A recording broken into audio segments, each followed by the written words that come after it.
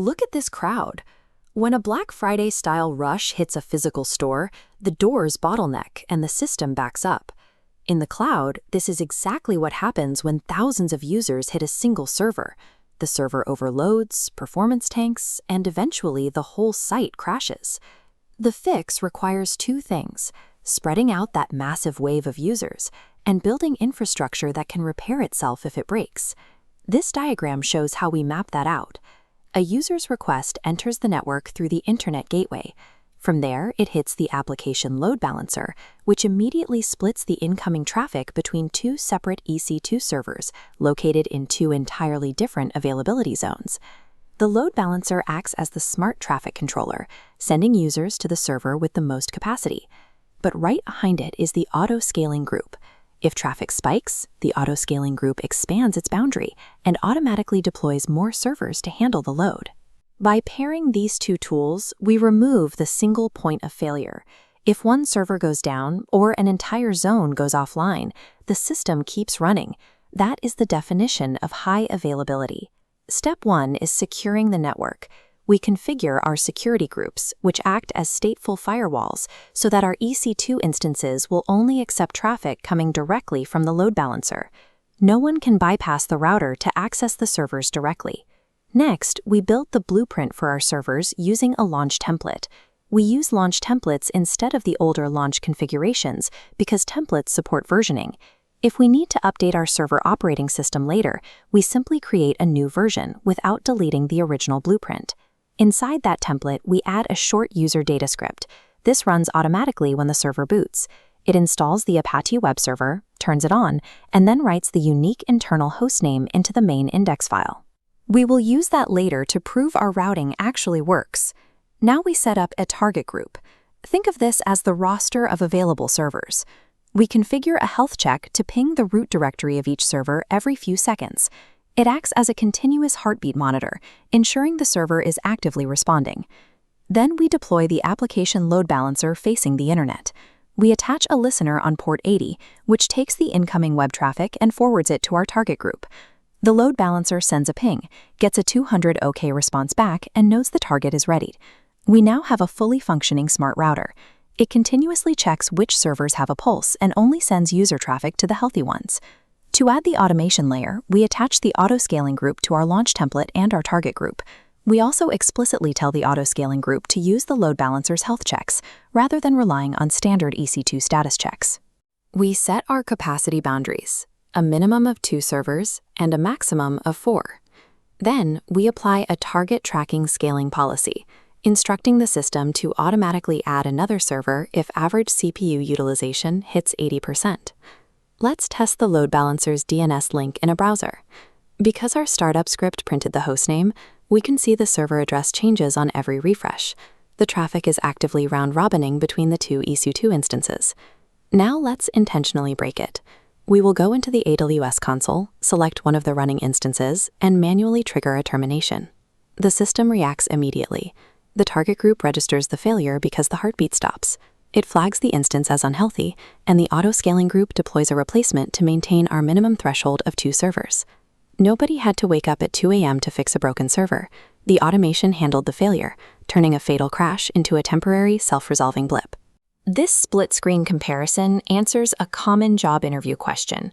On the left, an application load balancer operates at layer 7, meaning it makes smart routing decisions by reading the HTTP headers of the request.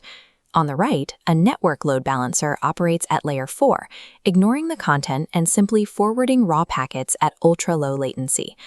Another interview question asks how the auto-scaling group actually knows a server failed.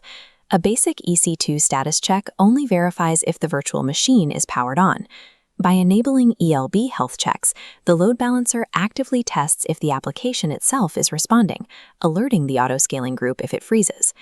If your target group shows an unhealthy status during setup, check 2 things first.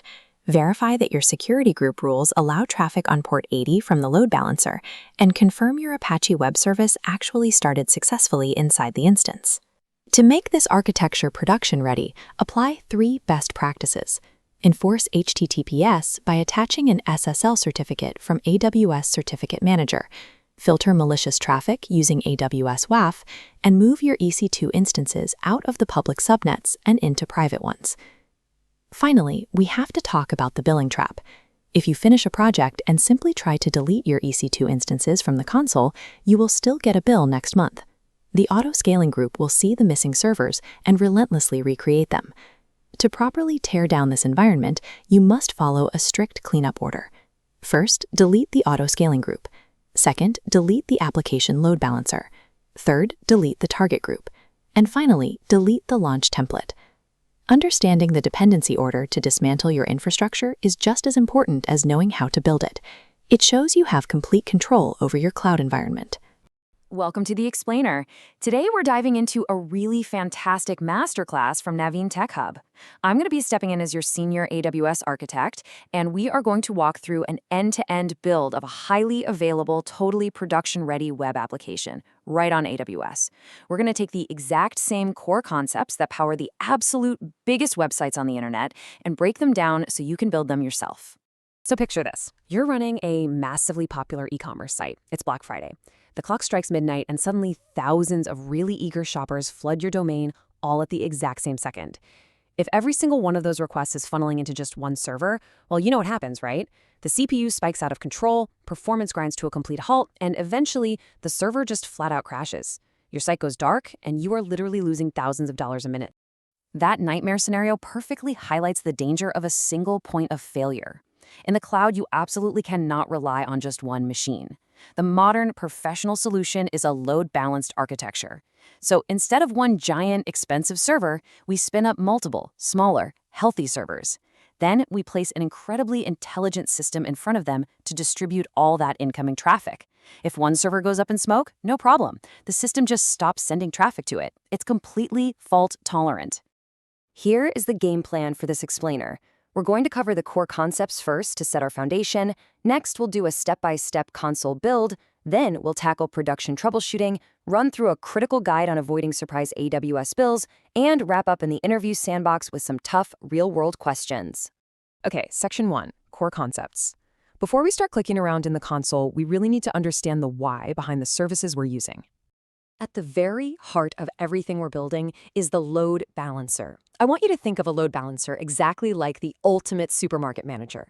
When a massive wave of shoppers hits the checkout lanes, the manager doesn't let them all pile up at register number 1 while the other cashiers just stand there. They evenly distribute those customers across all the open, healthy registers, so the lines actually keep moving. That is exactly what a load balancer does for your network traffic. AWS actually gives us 3 main flavors here, and this is a great architectural shortcut to memorize. The Application Load Balancer, or ALB, operates at layer 7. It actually understands HTTP, so it does really smart routing based on URL paths.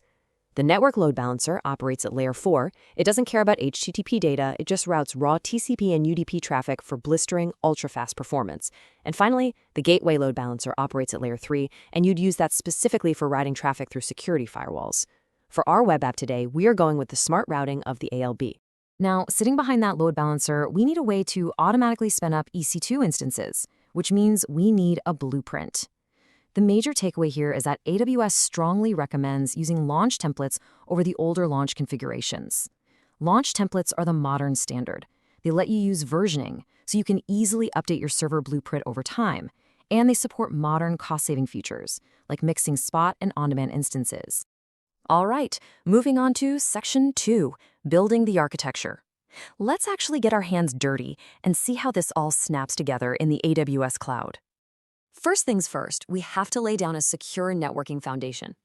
We'll create our virtual private cloud, or VPC. Inside that VPC, we carve out 2 public subnets. Crucially, we put them in 2 completely different availability zones, say 1A and 1B. That way, if an entire AWS data center goes offline, our application just happily hums along in the other zone. We attach an internet gateway, update our route tables, and boom, our servers can now talk to the outside world. When these servers boot up, we definitely don't want to manually SSH into them to install software. Nobody has time for that. So we pass a user data script to bootstrap them automatically. The script runs a quick update, installs the Apache web server, and then it does this brilliant little trick. It prints the specific internal IP address of that exact server directly onto the homepage. Later on, when we refresh our browser, we will physically see the load balancer handing our request off from one server IP to the other. Next up, we grab those newly launched instances and toss them into a logical bucket called a target group. The target group is essentially just the destination that our application load balancer points to. We create the ALB, face it towards the internet, map it across those two different subnets we set up, and configure a listener on port 80 to catch incoming HTTP traffic and forward it straight to our target group. But having a static number of servers isn't really cloud native, is it? We want elastic scale. Check out this real-world case study for XYZ Corporation. They set up an auto-scaling group to dynamically right-size their compute power. If CPU utilization hit 80%, the system automatically added servers. When traffic died down and CPU dropped to 60%, it automatically removed them. By doing this, they eliminated manual server provisioning completely and slashed their infrastructure costs by a massive 60%. Setting things up perfectly in a tutorial is great, but Section 3 is where the real engineering happens: troubleshooting and production best practices, because eventually things will break. Probably the most common headache you'll run into is your load balancer suddenly marking your instances as unhealthy. If you see this, don't panic. First, check your security groups. Does your EC2 instance actually allow inbound traffic from the load balancer's specific security group on port 80? Second, dive into your app config. You have to make sure your application is listening on the 0000 interface so it can accept outside traffic and isn't just stubbornly bound to localhost. Moving right along to Section 4. Let's tackle the absolute biggest fear for anyone learning cloud: getting a massive, surprise credit card charge after you thought you shut your project down. As AWS developer advocate Jonathan Vogel points out, there's this narrative out there that AWS just secretly charges you. But the truth is, AWS charges you in very predictable ways that you just might not know to look for yet. You hit delete on a server, brush your hands off, and think you're done. But deleting the server doesn't always automatically delete the hidden storage or backup resources that were attached to it. So here is your mandatory project cleanup checklist. You absolutely must hunt down orphaned EBS volumes. These are hard drives just sitting there in an available state, totally unattached but still racking up a bill. Check for forgotten database snapshots. Release any unassociated elastic IPs. They literally charge you an hourly fee just to hold on to them. And please, always, always set up a billing alarm in AWS budgets on day one so you get an alert the second your costs hit $5. All right, Section 5, time to put on your interview hats. We're stepping into the sandbox for some rapid-fire architecture questions you will absolutely face when applying for cloud or DevOps roles. Scenario 1. When exactly do you choose an ALB over an NLB? If an examiner throws this at you, confidently explain that an application load balancer is your go-to for HTTP-based intelligent path routing, like sending /images to one group of servers and /checkout to another. On the flip side, a network load balancer is strictly for ultra-low latency, raw TCP or UDP workloads, or when your security team says you absolutely need a static IP address. Scenario 2 usually tests your network security chops. What is the difference between security groups and network ACLs? Just remember this analogy. Security groups are stateful. They act like a hotel check-in desk. Once you're verified and allowed in, your return traffic out the door is automatically allowed. Network ACLs are stateless. They're like incredibly strict border control checkpoints. They do not remember you, so you need explicit rules allowing you to pass through on the way in and on the way out. Finally, Scenario 3. Why do we care about cooldown periods in AWS autoscaling? Basically, cooldown periods are an absolutely critical pause button. They prevent your autoscaling group from aggressively overcorrecting by spinning up or killing off instances before the previous scaling changes have fully stabilized and taken effect. It stops the system from hyperventilating, essentially. Master these core concepts, the load balancers and multi-AZ networks, the elastic scaling, and honestly, you won't just ace your interviews, you'll build truly incredible systems. As you go out and build your own cloud projects, I want you to always ask yourself this one provocative question.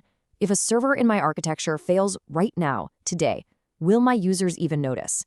Design for failure, and your applications will never let you down. Thanks for hanging out with me on this explainer. Keep building, and I'll see you next time.